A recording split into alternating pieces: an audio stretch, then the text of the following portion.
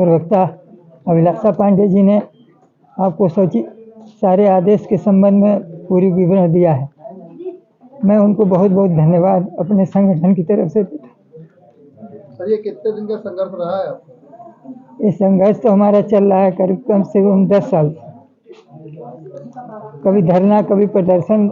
अभी दिल्ली तक हम लोगों ने प्रदर्शन किया है, बहुत बड़ा, 4 अप्रैल को, बहुत बड़ा।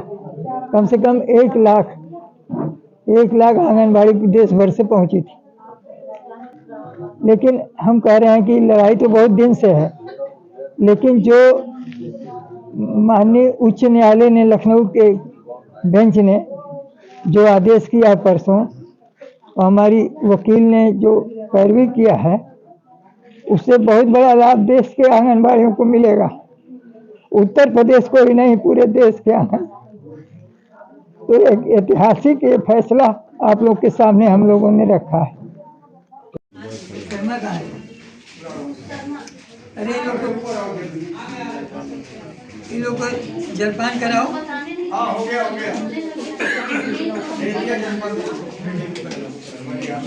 जो फैसला आप लोग के हाथ में आया है, क्या कहना चाहिए, किस तरह का रहा संघर्ष?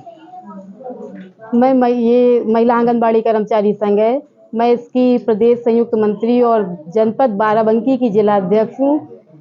ये फैसला तो ऐतिहासिक है। इसके लिए जितनी शब्द इस्तेमाल किए जाए, जितनी तारीफ की जाए उच्च न्यायालय की और माननीय अधिवक्ता की, वो कम है।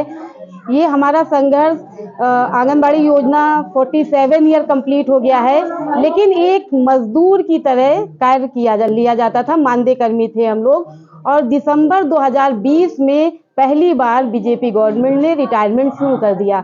हमारी योजना में रिटायरमेंट नहीं था। जब तक आप कार्य कर सकते हैं, जीवित है, कार्य करते रहिए। 47 साल इसी तरह कार्य हो रहा था, और कोविड के दौरान दिसंबर 20 में जब रिटायरमेंट शुरू हो गया, तो हम लोग, जो लोग रिटायर हुए, तो उनके लिए चिंता का विषय हो गया, हम लोगों के लिए भी होगा कि आगे एक समय आएगा। तो संगठन ने ये विचार किया, और मैंने इस पे अपने संघ के बैनर के माध्यम से पहल की, और अपनी अधिवक्ता को हमने हायर किया। और 2020 से अब तक का जो संघर्ष रहा, उसमें बहुत उतार चढ़ाव, सरकार का बड़ा दबाव हमारे अधिवक्ता पर भी बना, क्योंकि सरकार पर एक बहुत बड़ा बोझ हो गया है ग्रेजुएटी देना। भाई, जो हमारे अब तक रिटायर हो चुके हैं और जो day by day, per month और ईयर रिटायर होंगे, उनको ग्रेजुएटी बनेगी। तो इसलिए सरकार पे बहुत बड़ा बर्डन है। लेकिन फिर भी हम उच्च न्यायालय का सम्मान करते हुए, अधिवक्ता का सम्मान करते हुए, पूरे उत्तर प्रदेश, पूरे देश की ये ऐतिहासिक जीत है, और हम इनको भी बधाई देते हैं, उच्च न्यायालय को भी बधाई देते हैं। तो एक बड़ा संघर्ष रहा है। मैं याचिकाकर्ता की तरफ से वकील हूँ। दिनांक 15 दिसंबर 2000, मेरा नाम अभिलाषा पांडे है।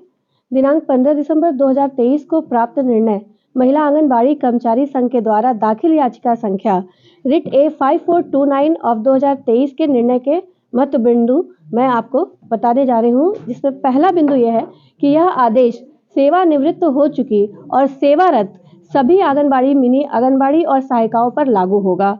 उत्तर प्रदेश राज्य में यह आदेश सभी केंद्रों पर कार्यरत कार्य कर चुकी आंगनबाड़ी कार्यकर्तियों, सहायिकाओं पर लागू होगा। इस आदेश की प्रमाणित प्रति यदि संघ केंद्र सरकार को देता है, तो 4 माह में केंद्र सरकार को भी लागू करना होगा। इस आदेश का 7वां पैरा यह कहता है कि माननीय सर्वोच्च न्यायालय के आदेशानुसार आंगनबाड़ी कार्यकर्तियों, सहायिकाओं पर कॉन्ट्रैक्ट लेबर एक्ट 1970 और कोड ऑफ वेजेस 2019 और ग्रेच्युटी भुगतान अधिनियम 1972 लागू होता है। आंगनबाड़ी कार्यकर्ती व सहायिकाएं अब कर्मचारी की परिभाषा में आती हैं। सरकार को जो मानदेय देती है वह वास्तव में वेजेस यानी पारिश्रमिक ही है। आंगनबाड़ी केंद्र सरकारी संस्था है और ग्रेच्युटी अधिनियम 1972 से आच्छादित है। मिनी और सहायिका पद अब वैधानिक पद घोषित कर दिया है।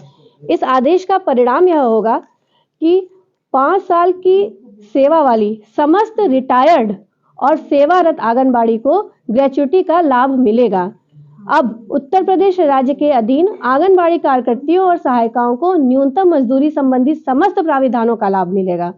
न्यूनतम मजदूरी 17,334 से 21,215 तक है। इस प्रकार न्यूनतम मानदेय 18,000 तक का रास्ता साफ हो गया है। आंगनबाड़ी को कानूनी अधिकार मिलने से मनमर्जी से हटाया नहीं जा सकेगा। आंगनबाड़ी कार्यकर्ती और सहायिकाओं का पद वैधानिक पद घोषित होने से स्थायी किए जाने का रास्ता खुल गया है। आगे की लड़ाई आप सभी बहनों के धैर्य और उनके संगठित रहने और आपके संघर्ष पर निर्भर है। उत्तर प्रदेश ने पूरे देश को संदेश दे दिया है और उत्तर प्रदेश संघ का यह प्रयास अन्य प्रदेशों के लिए भी नजीर बनेगा। धन्यवाद।